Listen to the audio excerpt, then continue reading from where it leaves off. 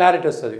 ఇక ఇదొకటి మొదటి నుంచి మనం చెప్తున్నాం, బీజేపీ టీడీపీ పొత్తు ఎప్పుడో 2 నెలల క్రితం జనవరిలో జరుగుతున్నటువంటి చర్చలప్పటి నుంచి కూడా మొదటి నుంచి మనం అదే చెప్పుకుంటున్న ఒక మాట, సీట్ల మార్పును 2 రోజుల్లో సరిచేద్దాం. ఎన్డీఏ పక్షాల నిర్ణయం, చంద్రబాబు నివాసంలో భేటీ. చంద్రబాబు నాయుడు మొదటి నుంచి కూడా ఎవ్వరు పొత్తులో ఉన్నా ఈ సీటు ఆ సీటు ఈ సీటు అని మార్చి పొత్తులో ఉన్నటువంటి వాళ్ళను గందరగోళానికి గురి చేసి వాళ్ళని ఆగమాగం చేసి గంప కింద గమ్మేసేటువంటి చతురత కలిగినటువంటి నాయకులు ఎవరైనా ఉన్నారంటే వారు చంద్రబాబు నాయుడు గారే. ఇవాళ కూడా మళ్ళీ భారతీయ జనతా పార్టీ మోసపోయింది. సోమవీర్రాజుకు మాధవ్కు టికెట్లు రాకుండా చాలా జాగ్రత్తగా పన్నాగం పన్నారు.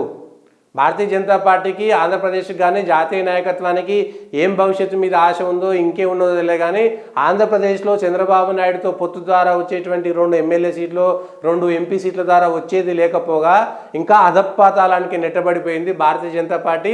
ఆ పార్టీ మీద ఉన్న నమ్మకం అంతా పూర్తిగా శ్రేణులకు వెళ్ళిపోయింది. ఇక బీజేపీ కోసం ఏది పాత బస్తీలో కాంగ్రెస్ పార్టీ కనుక మజ్లిస్కి వదిలేసి వాళ్ళు ఏం పని చేయకుండా జీరో అయిపోయి నీరు గారిపోయారో, ఇక్కడ కూడా ఆంధ్రాలో కూడా తెలుగుదేశంతో పొత్తు పెట్టుకొని చెరుకు రసం నుంచి పిప్పి ఆ రసం తీసుకొని చెరుకు గడల నుంచి రసం తీసుకొని పిప్పిని వదిలేసినట్టుగా బీజేపీలో పిప్పిని వదిలేసారు. పూర్తిగా రసం అంతా చంద్రబాబు నాయుడు గుంజుకొని వెళ్ళిపోయారు.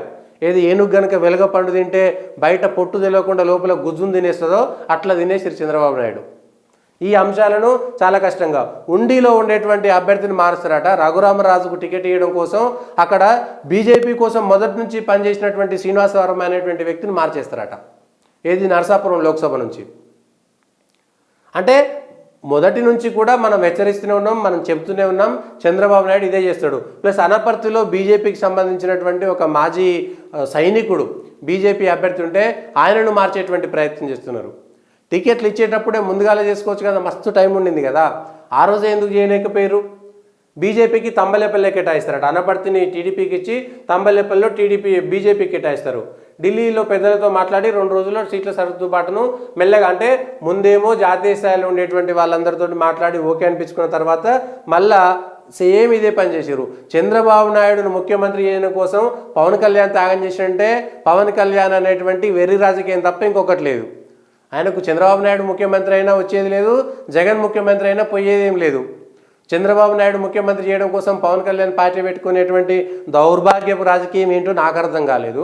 భారతీయ జనతా పార్టీ కేంద్రంలో అధికారం నుండి ఇన్ని రాష్ట్రంలో అధికారం నుండి దౌర్భాగ్య స్థితిలోకి నెట్టబడిపోయింది. ఆ పార్టీ కూడా ఆ పార్టీ చంద్రబాబు నాయుడు చేతిలో కీలు బొమ్మగా పావుగా వాడబడిపోయింది, లొంగిపోయింది. భారతీయ జనతా పార్టీ అమిత్ షా నరేంద్ర మోడీ నాయకత్వం చంద్రబాబు నాయుడుకు లొంగిపోయిందని చెప్పుకోవచ్చు.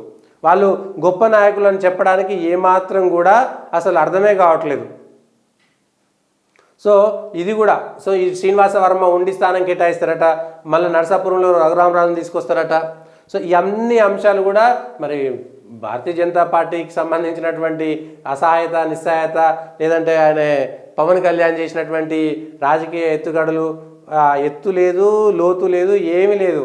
కేవలం చంద్రబాబు నాయుడు చెప్పినట్టుగా గేమ్ ఆడుతున్నటువంటి రాజకీయ నాయకులే తప్ప ఇంకేమీ లేదు దీనికి సంబంధించినటువంటి అంశం.